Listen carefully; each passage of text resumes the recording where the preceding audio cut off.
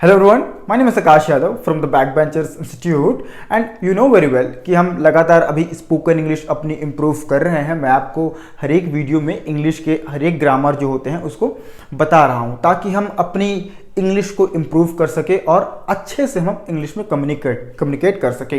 जब हम कम्युनिकेशन की बात करते हैं तो इंग्लिश में एक ग्रामर होता है जिसको बोलते हैं प्रीपोजिशन। हम प्रीपोजिशन में अक्सर फंसते हैं और वी थिंक दैट कि preposition is very tough grammar in English language. No, preposition is not very tough grammar. Is that clear? पहले तो हमको प्रीपोजिशन को समझना पड़ता है, देन हम जब स्पीकिंग करते हैं, मैं आपको रियली बता रहा हूं, जब हम स्पीकिंग करते हैं तो हो सकता है प्रीपोजिशन आपका आगे पीछे हो, इसमें कोई गलती नहीं है।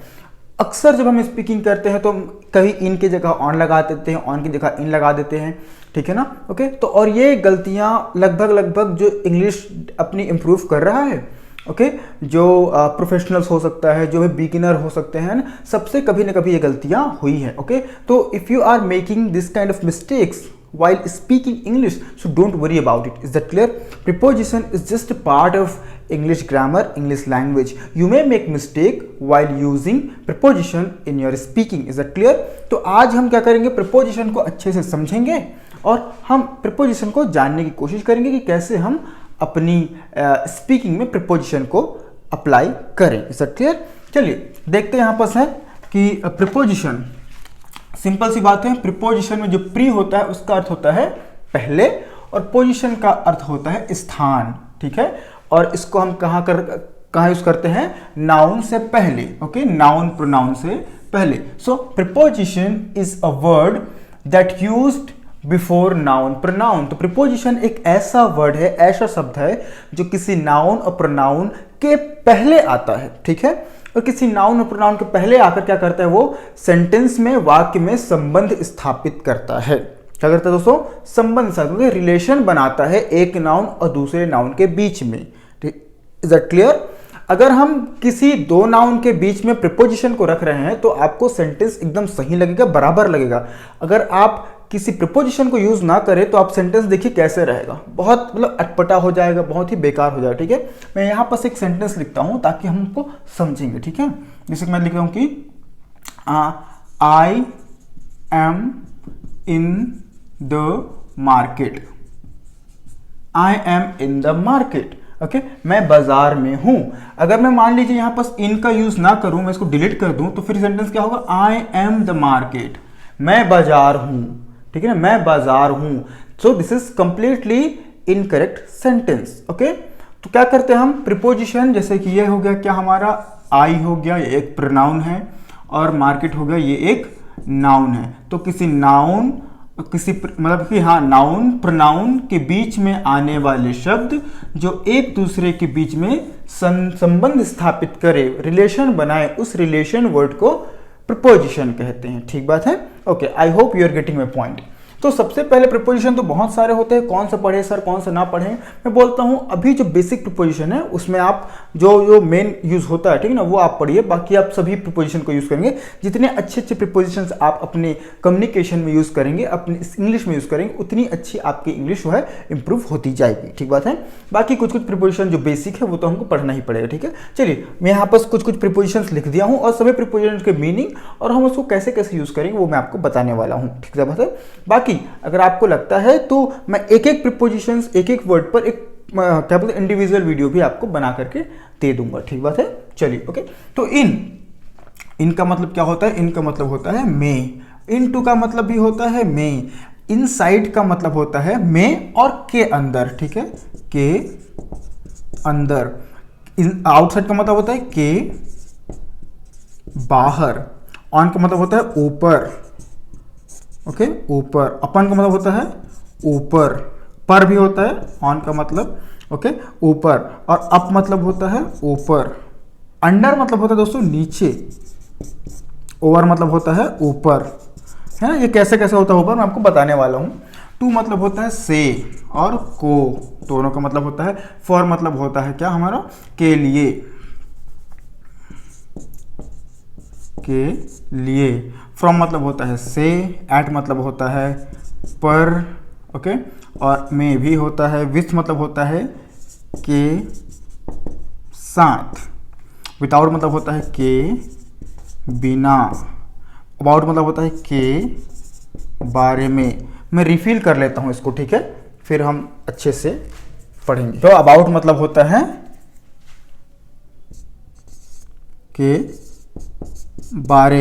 के बारे में। ओके। लाइक मतलब होता है के जैसे। एक लाइक होता है, लाइक मतलब पसंद भी होता है, याद रखिएगा ना। तो एक होता है के जैसे, एक होता है पसंद। ओके। बिसाइड मतलब होता है के बाजू में, के बाजू में, है ना। एक होता है बिसाइड्स मतलब होता है के अलावा, के अलावा, के बीच में। ओके। अमंग मतलब होता है के बीच में, के बीच में। अराउंड मतलब होता है के चारों ओर, के चारों ओर या के आसपास, ठीक है। अक्रॉस मतलब होता है के पार। इन फ्रंट मतलब होता है के सामने। बिहाइंड मतलब होता है के पीछे, के पीछे।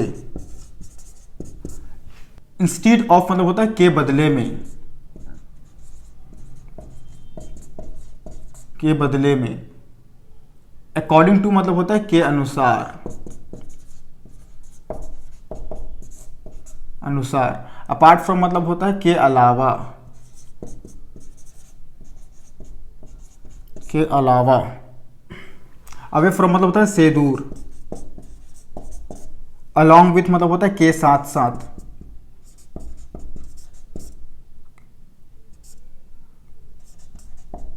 साथ साथ। फॉर द सेक ऑफ मतलब होता है के खातिर।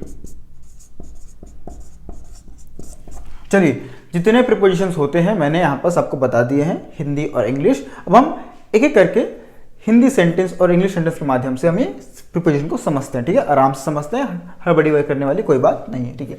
देखिए, इनका मतलब होता है मे, हिंदी में होता है मे।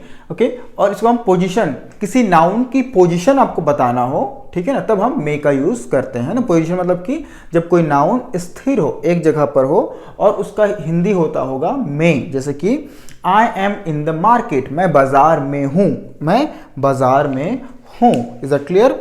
या फिर अगर मैं आपको बताऊं तो मान लीजिए दिस, मान लीजिए नहीं क्या, this is chalk and this is cup. Okay, this is chalk and this is cup. तो मैं अगर इस चॉक को इसके अंदर रखता हूं तो ये सेंटेंस क्या होगा? The chalk is in the cup, the chalk is in the cup. Is that clear? तो ये हमारा होता है इन। और अगर मैं आपको इनटू का बताऊं तो इनटू भी सेम है। लाइक हम किसी नाउन की पोजीशन बताते हैं, लेकिन इनटू में क्या होगा, आपका नाउन स्थिर, मतलब कि एक जगह पर ना होकर के मूव करेगा, ठीक है। ओके, मैं एक सेंटेंस बोलता हूं कि Raju is jumping in the river या फिर इनटू द रिवर, तो क्या होगा वहां पर इनटू द रिवर आएगा। जैसे कि एक राजू हो गया, एक क्या हो गया, रिवर हो गया, दो नाउन है आपस। तो Raju is jumping into the river, तो वो नदी में कूद रहा है, लेकिन उस जो राजू है, जो नाउन है, उसका पोजीशन चेंज हो रहा है, ठीक है ना। उसीलिए बोलते हैं okay, the Raju is jumping into the river. And same question जब हम कोई सेंटेंस बनाते हैं, जब हम एग्जाम दिलाते हैं, तो ऐसा कुछ लिखा होता है कि translate this sentence into English, है ना।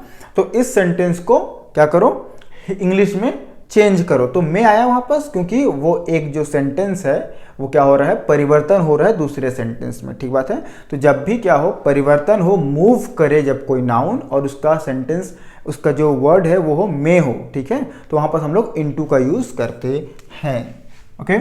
इनसाइड भी it is very easy. Inside क्या होता है, जब इनसाइड मतलब के अंदर, जब कोई नाउन इस तरीके, जब कोई नाउन किसी चीज में कवर हो, किसी के अंदर हो, तो हम लोग बोलते हैं the chalk is inside the cup. Okay, the chalk is inside the cup. जैसे कि I M inside the class, I am inside the room, तो मैं रूम के अंदर हूं, चॉक कप के अंदर है। द सेम थिंग के बाहर, ठीक है, के बाहर ये चॉक है, ये चॉक, अब ये हो गया, the chalk is inside the cup and the chalk is outside the cup, the chalk is inside the cup, the chalk is outside the cup. Is that clear? Very very simple, बहुत आसान तरीके से मैं आपको समझाने की कोशिश कर रहा हूं। ओके, चलिए देन ऑन मतलब होता है के ऊपर, ऑन मतलब होता है के ऊपर, ठीक है। ओके, जब कोई नाउन किसी दूसरे नाउन के ऊपर में हो, या ओके जैसे कि ये, और दोनों में एक दूसरे में क्या हो, स्पर्श करता हो, मतलब कि टच होता हो, ठीक है।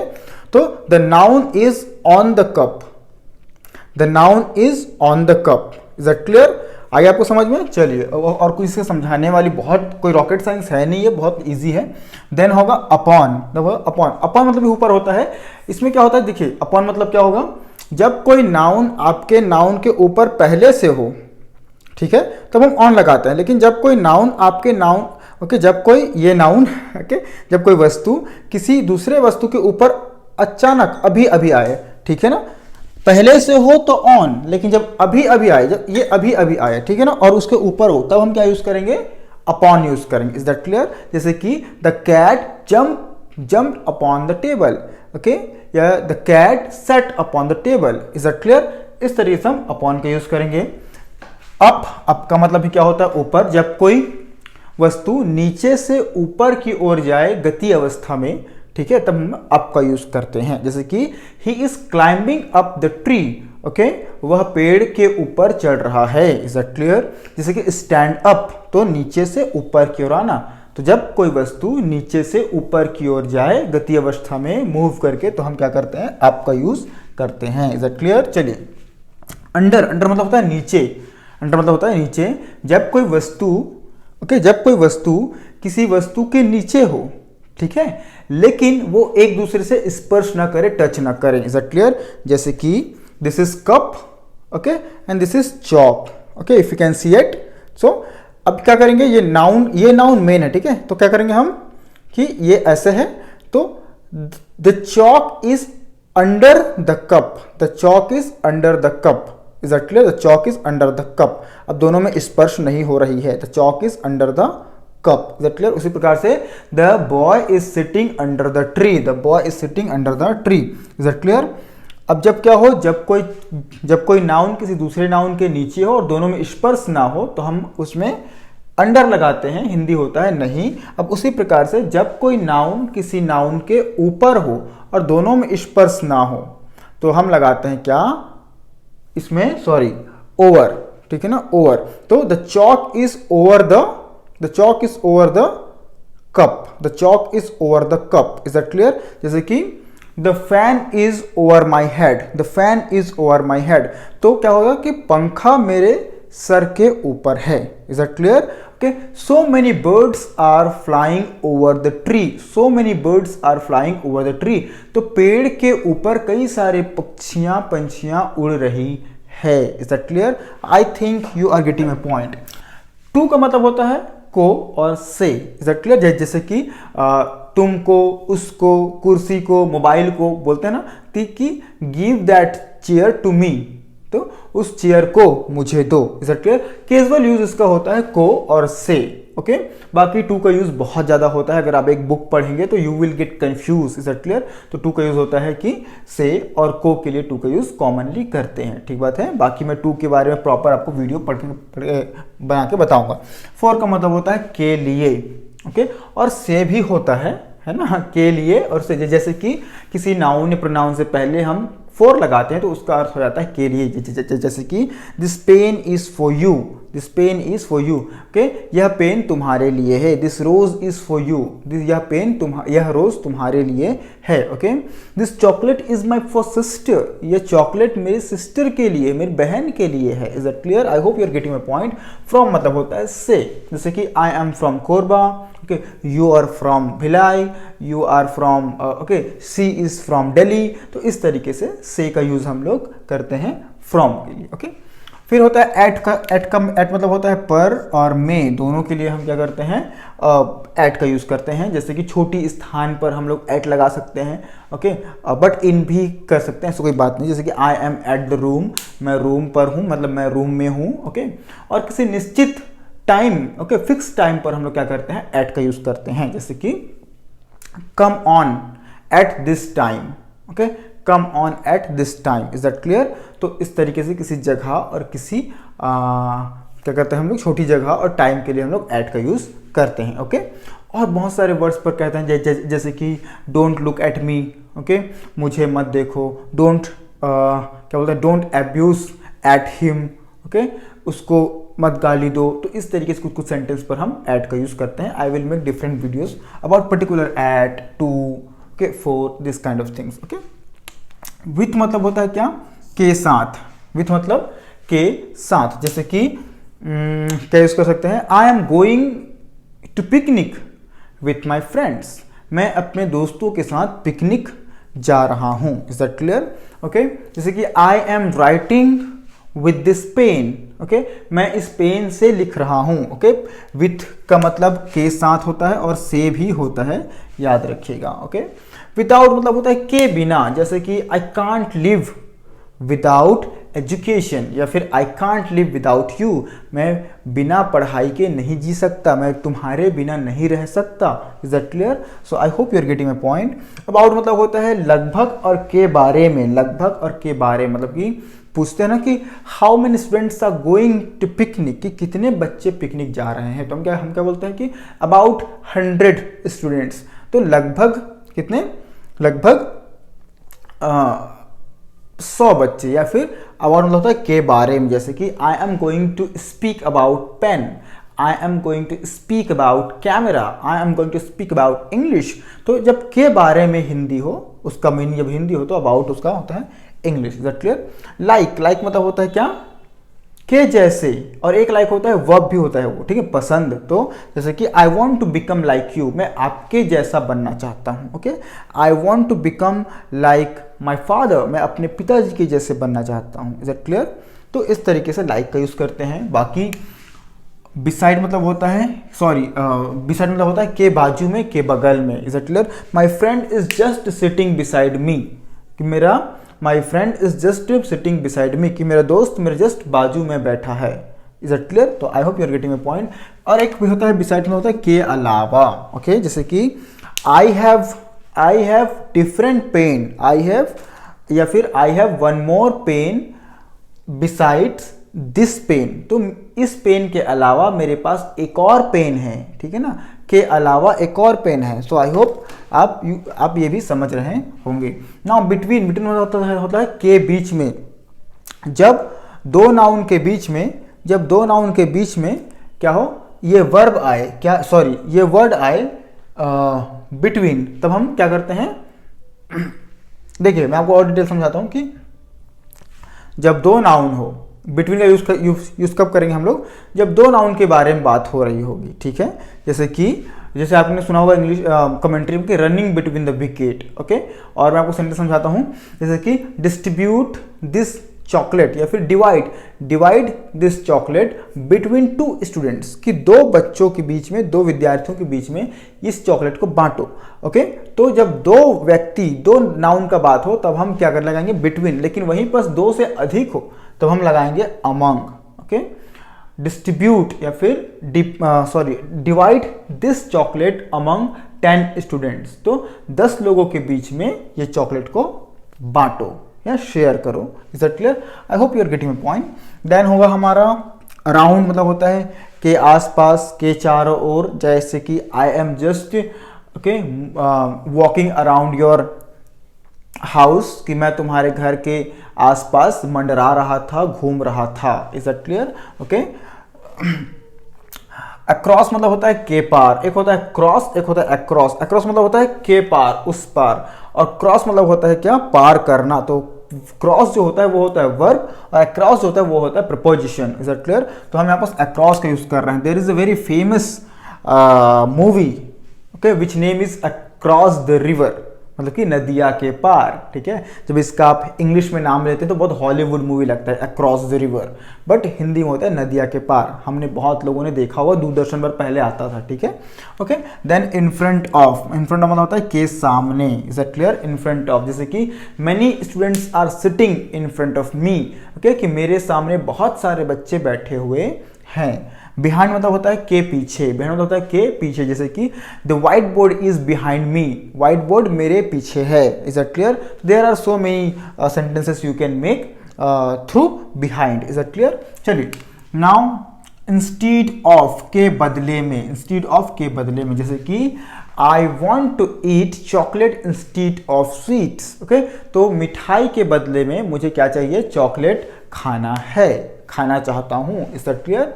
अकॉर्डिंग टू मतलब होता है के अनुसार, के अनुसार, जैसे कि अकॉर्डिंग टू मी, मेरे अनुसार, अकॉर्डिंग टू हिम, उसके अनुसार, according to my father, okay, मेरे पिताजी के अनुसार। तो इस तरीके से हम क्या करेंगे, कोई भी यहाँ पर मैंने इतने प्रीपोजिशन आपको बताए, सभी प्रीपोजिशन का वर्ब हम नाउन प्रोनाउन से पहले ही लगाएंगे, आपको आप याद रखिए, ठीक है। अपार्ट फ्रॉम मतलब होता है के अलावा, यहाँ पर भी मैंने के अलावा लिखा, यहाँ पर भी के अलावा, ठीक है। जैसे कि okay, what do you do apart from teaching, ठीक है, कि तुम पढ़ाने के अलावा और क्या करते हो, ठीक है ना। Okay, what do you do, okay, apart from your business, आप अपने काम, अपने बिजनेस के अलावा और क्या करते हो, ठीक है। तो अपार्ट फ्रॉम का मतलब होता है के अलावा, उसके या इसके अलावा, whatever. Okay, so I hope you are getting this point also. Away from मतलब होता है से दूर, जैसे कि back benchers institute is 5 kilometres away from main Korba, ठीक है। तो back benchers institute is 5 kilometres away, 5 kilometre away from main Korba. तो जो मेन कोरबा सिटी है, ओके, वहां से बैक बेंचर्स इंस्टीट्यूट हमारा इंग्लिश कोचिंग वो है 5 किलोमीटर दूर है। तो से दूर मतलब होता है away from. Is that clear? I hope you are getting. फिर होता है अलॉन्ग विथ। अलॉन्ग विथ का मतलब होता है क्या, के साथ साथ, ओके, जैसे कि I can go to college along with my work, तो मैं अपने काम के साथ साथ कॉलेज भी जा सकता हूं। Is that clear? चलिए, for the sake of, for the sake of का अर्थ होता है के खातिर, ओके, ओके, जैसे कि बिकॉज ऑफ बोलते हैं हम लोग, ओके, तो के खातिर। Is that clear? जैसे कि तुम्हारे खातिर, okay, for the sake of you, okay, देश के खातिर, for the sake of country, okay, पिताजी के खातिर, for the sake of father, okay. तो इस तरीके से हम sake of, for the sake of का यूज करते हैं। So there are many prepositions I have taught you which used to make your sentence beautiful, ठीक है, जो आपके सेंटेंस को बहुत सुंदर बनाने में आपकी मदद करती है। So I hope you are getting my point. इसमें से I know I can understand कुछ प्रीपोजिशन बहुत अलग अलग तरीके से यूज होंगे, जैसे कि टू का यूज आप बहुत तरीके से करेंगे, एट का यूज हम अलग अलग तरीके से करेंगे, विथ का यूज भी 2 तरीके से करेंगे, के साथ और से, दैट। जो भी मैं प्रीपोजिशन आपको यहाँ पर राउंड कर रहा हूँ वो मैं इंडिविजुअल आपको पढ़ाऊंगा, ठीक है ना। ओके, और क्या हो सकता है, ये हो गया। 4 तो से सिंपल है, बहुत टफ नहीं। तो 2 हो गया, एट हो गया, विथ हो गया, ठीक है ना। ये कुछ ये ऑन हो गया, ठीक है ना। ओके, ये कुछ प्रीपोजिशन है जिसकी 2-3 मीनिंग निकलती है, 2-3 इसका क्या होता है, मीनिंग होता है। That definitely I will teach you particularly, ठीक है। So thank you so much. I hope you are understood everything whatever I have taught you. So I hope this video will be very useful for you and thank you so much for watching this video. The next video will be about conjunction जो बहुत ही easy है and I will teach you conjunction in the next video. Thank you so much for watching this.